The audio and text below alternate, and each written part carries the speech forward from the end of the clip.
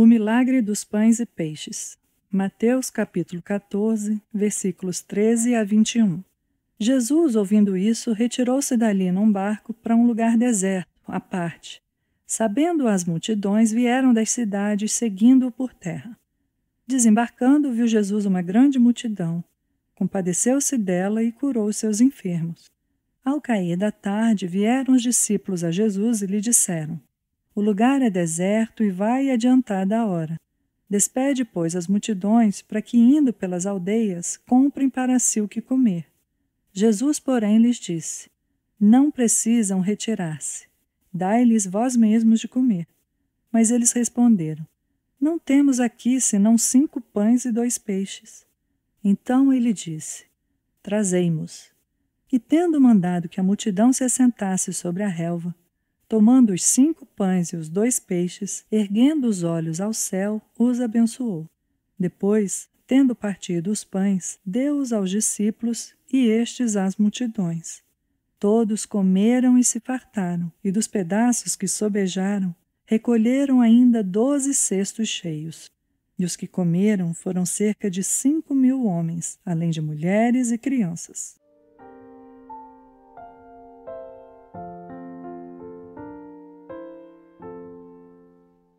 Esses 9 versículos contêm um dos maiores milagres de nosso Senhor Jesus Cristo: a multiplicação de 5 pães e 2 peixes para 5.000 homens, além de mulheres e crianças. De todos os milagres realizados por nosso Senhor, nenhum outro é tão repetidamente mencionado no Novo Testamento.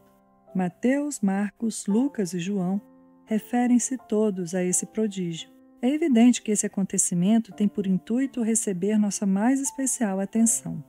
Observemo-lo, pois, com atenção e vejamos o que podemos aprender. Em primeiro lugar, esse milagre é uma prova incontestável do poder divino de nosso Senhor.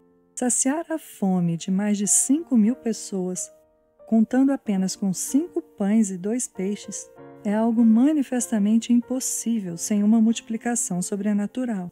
Era algo que nenhum mágico, impostor ou falso profeta jamais teriam intentado fazer. Um impostor poderia simular a cura de um doente ou a ressuscitação de um morto. E, com truques e enganos, talvez conseguisse iludir as pessoas mais simples. Mas nenhum impostor tentaria realizar uma obra tão grandiosa quanto essa que está aqui registrada. Saberia perfeitamente bem que não poderia persuadir 10.000 pessoas de que estavam satisfeitas quando na realidade continuavam famintas. Ele seria desmascarado no mesmo instante. Não obstante, essa foi a poderosa obra que o nosso Senhor realmente concretizou, por meio da qual deu provas conclusivas de que era Deus. Fez existir do nada pães e peixes já preparados. Comida verdadeira, que era possível ver e tocar, em quantidade suficiente para satisfazer 10.000 pessoas, a partir de uma porção que mal seria suficiente para 5 pessoas. Sem dúvida, estaríamos cegos se não percebêssemos nesse acontecimento a mão daquele que dá alimento a toda a carne e que fez o mundo e tudo que nele existe. O poder de criar é prerrogativa exclusiva de Deus. Precisamos apegar-nos firmemente a passagens como essa. Temos a obrigação de entesourar na mente cada evidência do poder divino do nosso Senhor. O homem não convertido, frio e ortodoxo, talvez veja bem pouco nesse relato, mas o verdadeiro crente deveria guardá-lo em sua memória. Que o crente medite sobre esse mundo, o diabo e o seu próprio coração, e aprenda a agradecer a Deus pelo fato de o Salvador, o Senhor Jesus Cristo, ser todo-poderoso. Em segundo lugar, esse milagre é um exemplo notável da compaixão do nosso Senhor para com os homens. Ele viu uma multidão em um lugar deserto quase desmaiar de fome. Ele sabia que muitos deles não tinham verdadeira fé nem amor para com ele.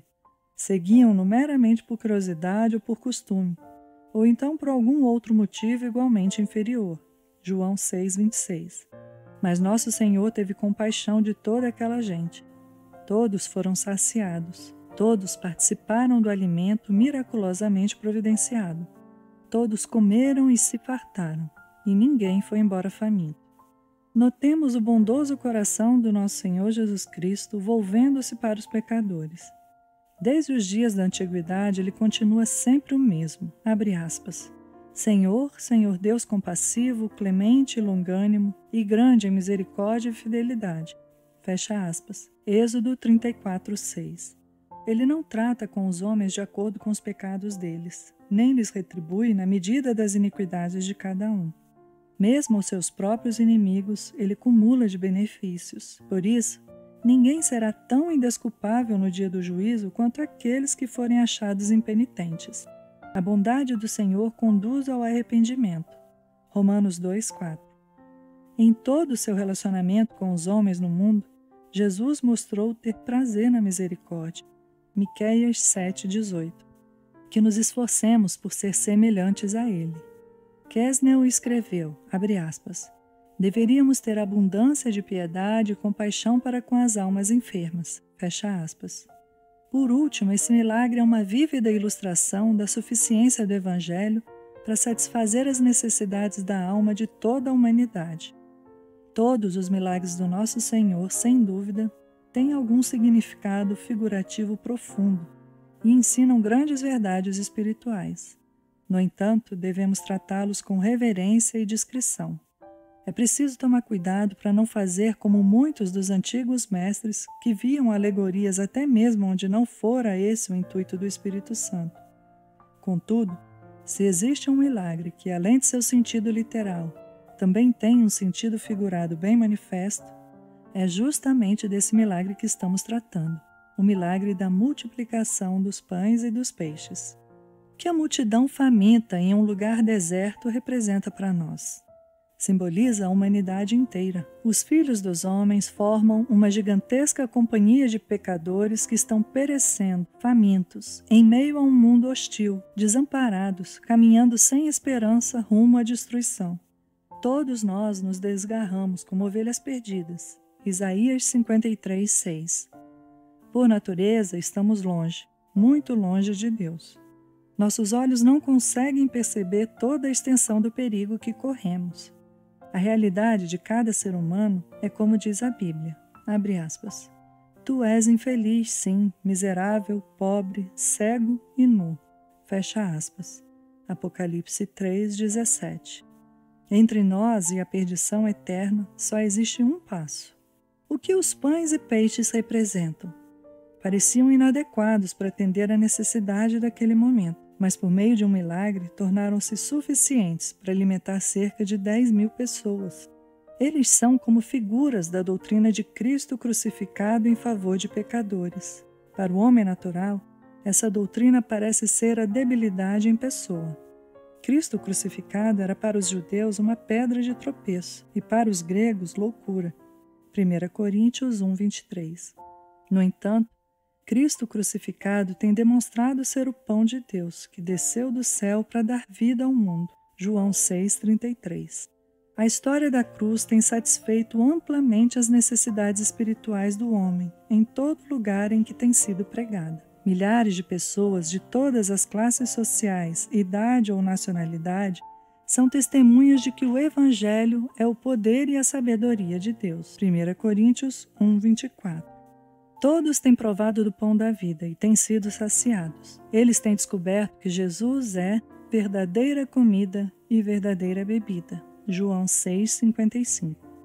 Meditemos demoradamente sobre essas verdades.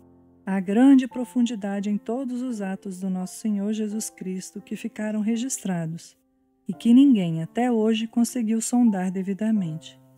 Existem tesouros de rica instrução em todas as suas palavras e procedimentos que ninguém explorou por completo até agora.